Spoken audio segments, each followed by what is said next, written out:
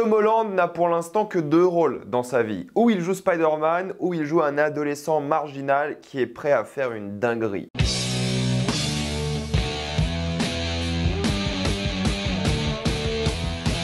The Crowded Room. Comme d'habitude, jusqu'à la minute indiquée dans le titre de la vidéo, il n'y aura pas de spoilers, quand vous êtes tranquille, après on va tout spoiler. The Crowded Room est l'histoire de Danny, un jeune adolescent perturbé qui va être incarcéré et jugé pour tentative de meurtre, sauf que son état psychologique a l'air d'intriguer plusieurs personnes, dont une chercheuse qui vient l'interroger. J'exagère quand je dis que Tom Holland n'a que 2 rôles, mais c'est vrai que ce rôle de The Crowded Room est très similaire à son rôle dans le film Cherry, qui est plutôt pas mal, je vous le conseille, assez classique, mais c'est un bon moment, où il jouait vraiment une sorte d'adolescent perturbé, sauf que là, dans The Crowded Room, c'est un niveau un peu au-dessus. C'est le dernier grand rôle de Tom Holland. Tom Holland, si vous avez lu, regardé même quelques interviews, podcasts, et lui récemment, c'est un rôle qui apparemment lui a pris 1 an de sa vie, ce qui est pas surprenant parce que c'est 1 an sur une série de 10 épisodes. Il a dit que c'était le rôle le plus taxant de sa vie. Après The Crowded Room, il a décidé de faire une pause dans sa carrière. Il a bientôt fini sa pause apparemment et il va reprendre, que ce soit des rôles comme Spider-Man ou autre. C'est un rôle quand même où il joue un adolescent très perturbé et il a l'occasion de faire plein de choses différentes dans le rôle. Il faut carrément respecter un acteur comme Tom Holland qui veut déjà s'émanciper du rôle de Spider-Man. Il est bien conscient que ça c'est pas un choix de carrière intéressant de ne jouer que ce rôle-là et c'est cool qu'il s'émancipe et qu'il aille vers autre chose. Je trouve que c'est une très bonne idée, c'est hyper intéressant et je suis content qu'il le fasse. Il a eu des rôles évidemment avant qui n'étaient pas du tout similaires à celui-ci, mais c'était pas des rôles principaux. Là, il a quand même un rôle principal et j'aimerais bien aussi qu'il aille au-delà de l'adolescent perturbé. C'est bon, on a compris, tu sais faire 2 rôles bien pour l'instant, va au-delà. Maintenant, The Crowded Room, c'est une série qui est assez intéressante parce que c'est une série donc Apple TV+,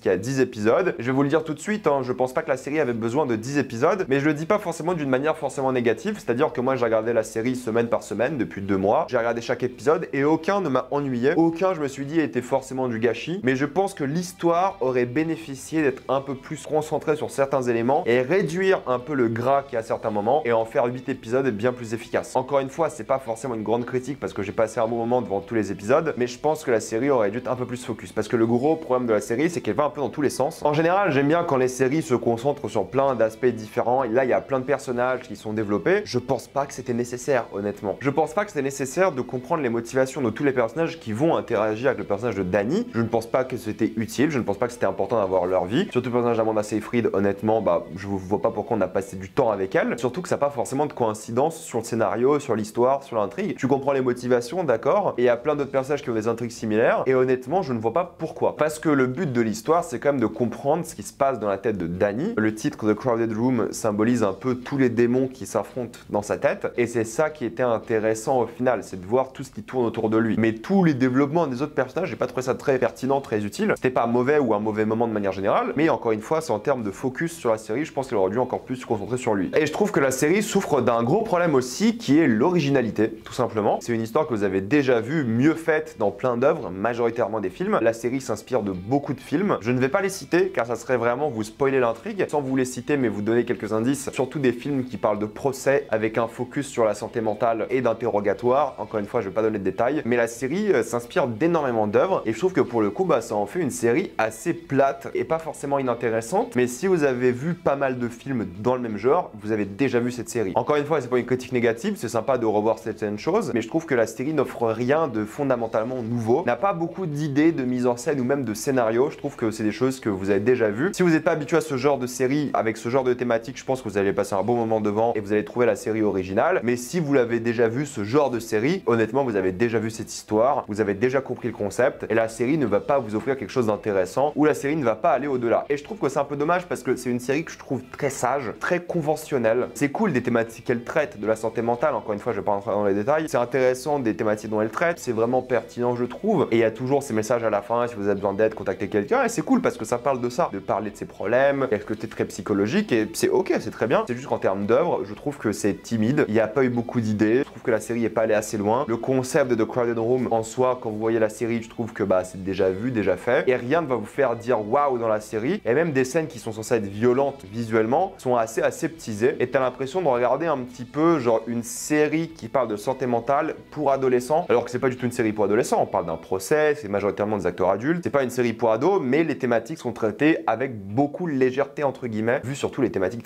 qui sont très sérieuses. mais il y a un côté moins voyeuriste peut-être, qui aurait peut-être été utile pour montrer un peu l'impact des choses. Et je trouve la série timide, au fait, tout simplement. De toutes les séries Apple TV+ que j'ai vues, c'est celle qui se loge le plus du côté des séries Netflix. Vous savez, ces séries Netflix qui sortent de temps en temps, qui parlent de choses dramatiques, sérieuses et de santé mentale. Ces études de personnages un peu à la Unbelievable, c'est un peu l'exemple que j'ai en tête parce que ces acteurs du même âge et ça parle beaucoup de santé mentale, même si c'est pas du tout les mêmes thématiques. Ça se loge plutôt de ce côté-là, je trouve, plutôt que du côté Apple TV+, sérieux, dramatique, mature. Non pas que la série n'est pas mature, mais voilà, on est à ce milieu où ça ne va pas assez loin pour être vraiment une série que je conseille à des adultes, mais plutôt une série que je vais conseiller à des jeunes adultes, voire adolescents. Et si on parle de l'acting, alors celui qui en sort beaucoup évidemment c'est Tom Holland, mais c'est pas non plus le rôle de la maturité pour lui. Je trouve pas que ce rôle lui colle très bien à la peau. Alors il fait bien le taf, mais il n'y a aucune séquence ici, d'après moi, qui passerait en extrait dans une cérémonie de récompense. Il n'y a pas un moment où il vole la vedette, il n'y a pas un moment où il est incroyable, et je le trouve assez monotone, ce qui est quand même hyper décevant vu la thématique de l'œuvre. Et je trouve qu'il s'en sort bien, mais c'est le scénario et la mise en scène qui l'ont pas permis de s'exprimer. Et je trouve que la série est bridée de tous les points de vue. Il n'y a pas trop d'idées artistiques, je trouve, de ce point de vue-là, que ce soit dans les décors, la mise en scène, la photographie, la musique non plus, même le générique, je l'ai pas trouvé forcément très intéressant, ni visuellement, ni dans ce qu'il propose, même s'il est en lien directement avec l'histoire, et c'est la moindre des choses. Même Amanda Seyfried n'a pas l'occasion de s'exprimer, je trouve, malheureusement, ce qui est hyper dommage parce qu'elle aurait pu. Amy Rossum qui joue la mère de Tom Holland, alors que je crois que l'actrice a 9 ans de plus que lui. Pareil, malheureusement, elle est là, mais sans vraiment être là. Bah, vraiment, c'est trop dommage d'avoir des acteurs qui ont prouvé leur talent auparavant et de pas les exploiter dans l'œuvre. Il y en a plein d'autres que je vais pas citer, qui sont, je trouve, vraiment pas assez exploités. Je trouve que la série a pas d'ambiance. J'aime bien le fait qu'elle évolue dans l'intrigue. Donc c'est une série d'interrogatoires, de procès, il y a des flashbacks, des choses comme ça. J'aime bien la diversité et c'est cool. Mais je trouve que l'équilibre est pas super réussi. T'as l'impression que la série veut se la donner un peu genre dépressive, sombre, mais elle est toujours très éclairée, du blanc, du bleu. Donc le côté sombre marche pas vraiment parce qu'il faut le montrer aussi visuellement. Et pour conclure, c'est un peu ça le problème que j'ai avec la série, c'est que oui, les thématiques abordées sont intéressantes, mais déjà vues plein de fois avant. Mais la série va pas au-delà. C'est efficace, c'est correct à tous les niveaux techniques et artistiques, mais vous allez malheureusement pas vous en rappeler. Ni des performances d'acteurs, ni des plans de la série, ni de la mise en scène, ni du scénario. Il n'y a pas beaucoup de scènes que je pourrais considérer comme mémorables, voire aucune. Mais il y a un tout petit mystère avec l'enquête, quelques doutes qui m'ont quand même donné envie de continuer la série. Il y a quand même des cliffhangers que je trouvais plutôt efficaces et qui donnent envie d'aller au-delà. Mais j'ai trouvé la série timide et je trouve qu'elle s'est pas assumée à 100% alors qu'elle aurait dû. Mais c'est pas la série de la maturité, alors qu'elle aurait pu chercher et des performances et des thématiques ultra profondes, dramatiques. Mais ça ne va jamais là et j'étais un peu déçu par ça. Et le gros problème, c'est qu'en ayant regardé toute la série, vous allez voir dans la partie spoiler,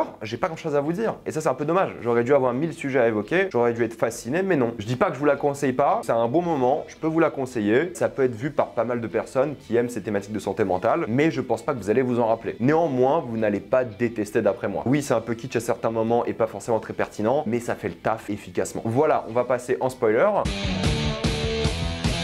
Même le concept en soi de la série parlait beaucoup des personnages comme Amy Rossum, sa mère. Il y a plein de trucs avec elle, son mariage, son enfant, plein de choses qui sont évoquées constamment avec elle. Tu te demandes vraiment quel est l'intérêt de l'histoire lorsque Dani n'est pas là. De même pour Amanda Seyfried, si elle n'est pas avec Dani, qui a intérêt de parler de son divorce, de son enfance, de ces choses comme ça, alors que ça n'a pas forcément d'impact sur l'histoire avec Dani. Les intrigues sont là pour un peu expliquer quelques facilités de scénario plus qu'autre chose. Et ça, c'est un peu dommage aussi. Je trouve qu'il y a tous ces personnages dans la tête de Dani avec plein d'acteurs comme Jason Isaacs que j'adore. Et je trouve qu'ils ont aucun moment où ils interagissent entre eux. T'avais le moment parfait pour voir la psyché de Dani, avoir des longues scènes avec eux où ils interagissent, il y en a très peu, où tu voyais tous ces démons s'affronter entre guillemets, mais tu le vois très peu. Et même Tom Holland qui prend toutes ces différentes personnalités, j'y ai pas vraiment cru, je l'ai pas trouvé convaincant forcément. J'aime bien qu'il parle de ses problèmes parce que ce sont des problèmes qui existent dans la vraie vie, qui sont sérieux, mais la série est un mélange entre Split et genre Primal Fear. Et honnêtement, j'étais pas très convaincu de ça par exemple. Il a plein de personnalités différentes, dont une femme qui fait lui qu'il est homosexuel dans l'œuvre ou bisexuel, peu importe. Il a plein de personnalités qui s'affrontent et je trouve qu'elles sont vraiment peu utilisées dans l'œuvre. Il y avait moyen de faire quelque chose de fou. Le retournement de situation quand t'apprends que en fait toutes ces personnes n'existent pas, c'est assez prévisible, je trouve. Le plus gros twist entre guillemets à la fin, c'est que son petit frère n'a jamais existé, ce qui est pareil. Tu le vois jamais, tu n'as jamais entendu parler par quelqu'un d'autre que lui, tu n'y crois pas une seule seconde que son frère a existé. Et je veux dire, tous les trucs qui étaient ultra prévisibles, tu t'attends un peu à tout et j'ai trouvé ça justement un peu décevant parce que ou tu joues la case prévisible et t'avais des gros twists et tu les assumais et t'allais au bout. Le seul truc qui est cool, c'est qu'à un moment tu penses qu'il y a une conspiration par rapport à lui alors qu'en fait il a tout inventé. C'est le seul truc où je dis ah ça c'est pas mal. Mais je trouve que c'est pas assez exploité, ça va pas au-delà et le concept de The Crowded Room est pas assez utilisé non plus. Je suis assez déçu dans le sens où ça aurait pu être plus grandiose, plus fort, mais je pense que les gens vont apprécier, c'est un bon moment, mais je pense pas que les gens vont s'en rappeler. Même là en partie spoiler, j'ai pas grand chose à vous dire malheureusement. J'ai pas trouvé qu'il y avait grand chose à dire. Bref, mettez-moi dans les commentaires ce que vous en avez pensé. Avez-vous adoré ou détesté tout ça dans les commentaires? Pensez à vous abonner à la chaîne pour voir les prochaines vidéos. Mettez un j'aime, ça aide beaucoup la chaîne. Suivez-moi sur tous mes réseaux pour plus de débats, critiques, actualités. Et moi je vous dis à la prochaine fois. Salut à tous.